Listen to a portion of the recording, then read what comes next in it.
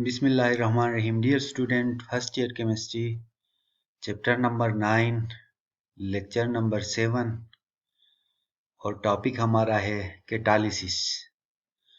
Dear students, ये chemical kinetics जो chapter है उसका लास्ट लेक्चर होगा।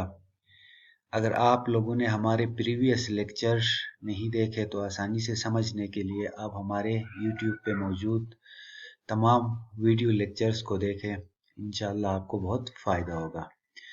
तो डियर स्टूडेंट, आज हम केमिकल काइनेटिक्स का जो 9.4 लास्ट जो आर्टिकल है उसके सब टाइटल्स भी हैं, इनको डिस्कस करने की कोशिश कर लेंगे। इससे पहले हमने केमिकल काइनेटिक्स को बहुत डिटेल से डिस्कस किया है। तो डियर स्टूडेंट्स, आज का हमारा जो टॉपिक मेन फोकस कैटालिसिस पे होगा कि कैटालिस्ट किसे कहते हैं, कैटालिसिस क्या होता है। तो डियर स्टूडेंट्स, टॉपिक पे जाने से पहले एक क्विक रिव्यू लेते हैं। तो हमने अभी तक rate of reaction, rate laws, integrated rate laws, half life, Arrhenius equation और मैकेनिज्म्स ऑफ रिएक्शन को बहुत डिटेल से डिस्कस किया है। अगर इन टॉपिक्स को समझने में आपके लिए कोई इश्यू है तो बहुत सिंपल वे में हमने ये लेक्चर जो है अपने यूट्यूब चैनल पे अपलोड किए हैं, वहाँ से आप देख सकते हो। तो आज के टॉपिक कैटालिसिस पे जाने से पहले हम जो है, इससे पहले हमने कोलिजन थ्योरी डिस्कस किया है कि रिएक्शन को होने के लिए दो मॉलिक्यूल्स का आपस में टकराना ज़रूरी है, फिर एक ख़ास ओरिएंटेशन से इनका टकराना आपस में ज़रूरी है। ये प्रीवियस लेक्चर में हमने डिस्कस किया था। फिर हमने एनर्जी, फिर ट्रांजिशन स्टेट थ्योरी को भी हमने डिस्कस किया था। फिर एक्टिवेशन एनर्जी, और एक्टिवेशन एनर्जी आज के टॉपिक से भी रिलेटेड है कि वो एनर्जी बैरियर जो रिएक्टेंट्स और प्रोडक्ट के दरमियान में हो, उस एनर्जी बैरियर या ऑब्स्टेकल या रुकावट को हम एक्टिवेशन एनर्जी बैरियर कहते हैं। और एक्टिवेशन एनर्जी को ग्राफिकली हमने इस तरह प्रेजेंट किया है, रिएक्टेंट और प्रोडक्ट के दरमियान जो ऑब्स्टिकल है, जो रुकावट है, रिएक्टेंट को जो है प्रोडक्ट में अगर चेंज होना है तो इस ऑब्स्टिकल को चेंज क्रॉस करके आगे जाना होता है। और अगर रिएक्टेंट की एनर्जी या जिस सिस्टम के अंदर रिएक्टेंट है उनकी एनर्जी इस बैरियर को क्रॉस नहीं कर सके तो वो रिएक्शन पॉसिबल नहीं होगा। ये जो बैरियर है ये एक्टिवेशन एनर्जी बैरियर कहलाता है। तो डियर स्टूडेंट्स, एक्टिवेशन एनर्जी और कैटालिस्ट का आपस में हमने रिलेशन डिस्कस किया था कि कैटालिस्ट का काम क्या होता है, एक्टिवेशन एनर्जी को कम करना होता है। अब ये रिएक्शन जो पहले हुआ बगैर कैटालिस्ट के हुआ, तो ये जो एक्टिवेशन एनर्जी का जो बैरियर है वो बहुत ज़्यादा हाइट पे है, यानी इसको क्रॉस करना तमाम मॉलिक्यूल्स के बस में नहीं होता। उसके बरक्स हमने जब कैटालिस्ट यूज़ किया तो डियर स्टूडेंट्स अब देखें कि ये जो बैरियर है ये कम हो चुका है, अब ये लेस हायर है, तो इसको क्रॉस करके आगे जाना ज़रूरी है। तो कैटालिस्ट जो है किसी भी रिएक्शन के एक्टिवेशन एनर्जी को कम करता है, इसी तरह रिएक्टेंट को प्रोडक्ट में जाने के लिए आसानी होती है। फिर हमने एक्टिवेशन एनर्जी और टेम्परेचर, फिर आर्हेनियस इक्वेशन को हमने डिस्कस किया कि के और ई एक दूसरे के साथ जो है इन्वर्सली प्रोपोर्शनल है। ये नेगेटिव में है तो ये फिर के एक्टिवेशन एनर्जी के कम होने से के बढ़ता है, यानी रिएक्शन रेट बढ़ता है। ये भी हमने डिस्कस किया था। तो डियर स्टूडेंट्स, आज का हमारा टॉपिक है कैटालिस्ट, या इस प्रोसेस को कैटालिसिस बोलते हैं। तो आप लोअर क्लासेस से पढ़ के आए हैं कि कैटालिस्ट वो सब्सटेंस होता है जब वो रिएक्शन मिक्सचर के अंदर ऐड किया जाए तो वो रिएक्शन स्पीड या रिएक्शन रेट को बढ़ा देता है, लेकिन खुद इसमें इस्तेमाल नहीं होता। ये हम लोअर क्लासेस में पढ़ चुके हैं। मसलन हमने 8th या 9th क्लास में ये पढ़ा था कि पोटाशियम क्लोरेट से ऑक्सीजन हासिल करते हैं लेबॉर्ट्री में, तो उस दौरान हमने मैंगनीज ऑक्साइड इस्तेमाल किया था। तो डियर स्टूडेंट्स, ये जो था कैटालिसिस की हम एग्जांपल पढ़ चुके थे। हमने पढ़ा था कि कैटालिस्ट वो चीज़ होता है, वो स्टफ होता है जो रिएक्शन को स्पीड अप करता है लेकिन खुद इस्तेमाल नहीं होता। अब इस डेफिनेशन की थोड़ी सी मॉडिफिकेशन हम कर लेंगे कि कैटलिस्ट रिएक्शन में हिस्सा भी लेता है, इस्तेमाल भी होता है, लेकिन आखिर में अपने आप को अनचेंज्ड फॉर्म में रिएक्शन मिक्सचर से बाहर निकालता है।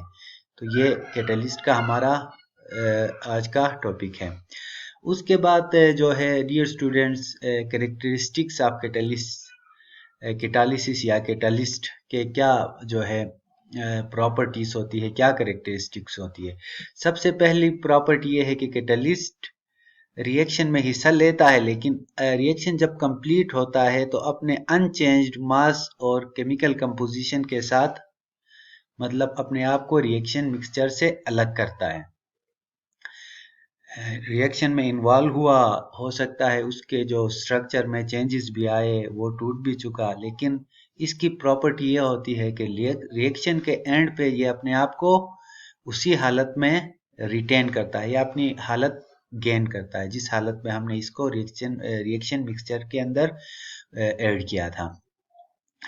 दूसरी क्वालिटी या दूसरी कैरेक्टरिस्टिक ये है कि चूँकि जो कैटलिस्ट है वो बार बार इस्तेमाल हो सकता है। एक ग्रुप ऑफ मॉलिक्यूल को वो कैटलाइज करेगा, फिर करेगा, फिर करेगा, क्योंकि वो अनचेंज्ड फॉर्म में निकलता है। इसलिए कैटलिस्ट की जो है थोड़ी सी अमाउंट रिएक्शन के बहुत ज़्यादा, यानी रिएक्टेंट के और के बहुत ज़्यादा जो है अमाउंट को कैटलाइज्ड कर सकता है, यानी रीयूज होने की सलाहियत की वजह से।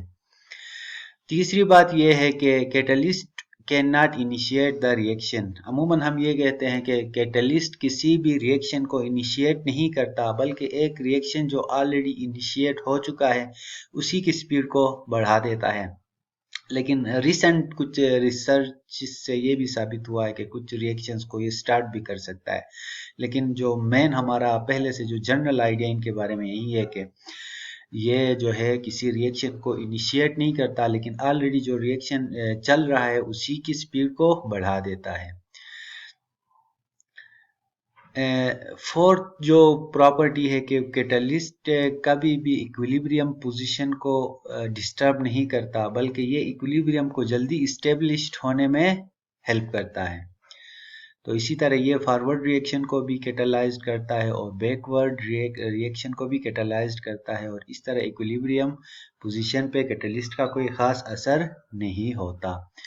और कैटलिस्ट के और भी प्रॉपर्टीज होती है, हो सकती है, मसलन ये कि एक स्पेसिफिक कैटलिस्ट एक स्पेसिफिक रिएक्शन को ही कैटलाइज्ड कर सकता है।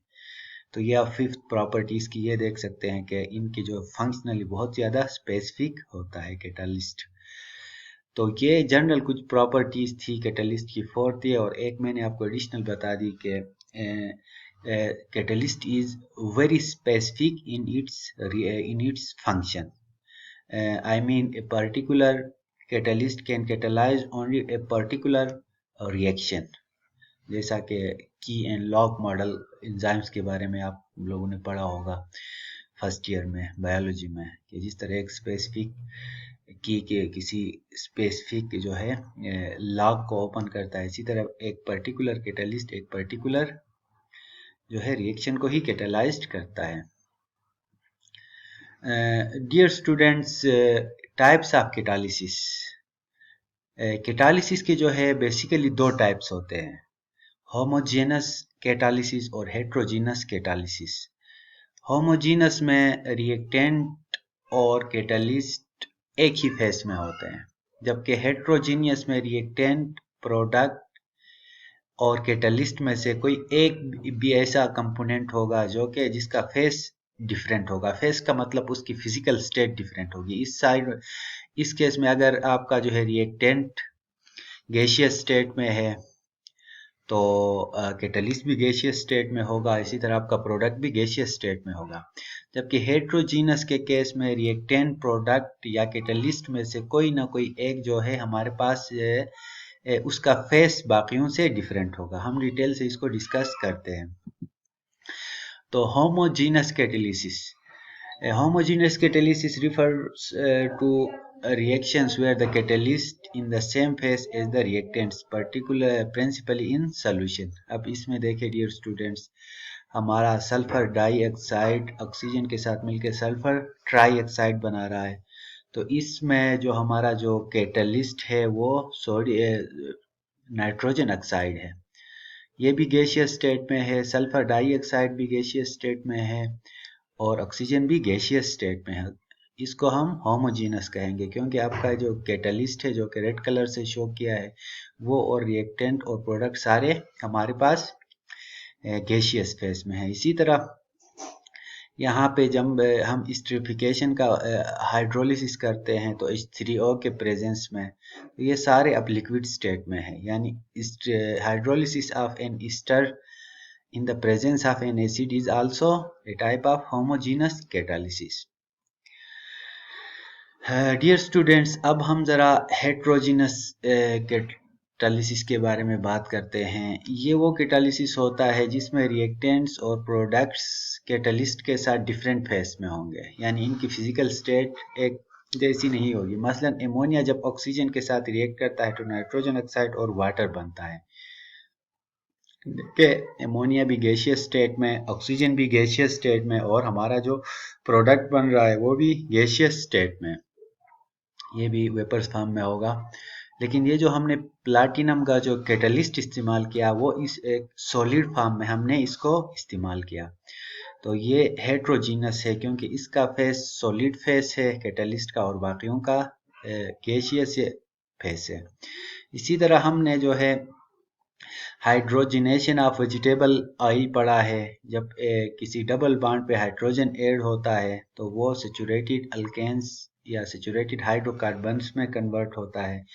अब यहाँ पे इथीन गैस भी हमारे पास गैसियस स्टेट में, हाइड्रोजन भी गैसियस स्टेट में, लेकिन और इथेन गैस भी गैसियस स्टेट में, लेकिन हमारा जो कैटलिस्ट है इसमें निकल जो है किस फॉर्म में है, सॉलिड फॉर्म में है। तो ये हेट्रोजीनस कैटालिसिस की एग्जाम्पल है। तो मेन दो टाइप्स है कैटालिसिस की, हेट्रोजीनस और होमोजीनस कैटालिसिस।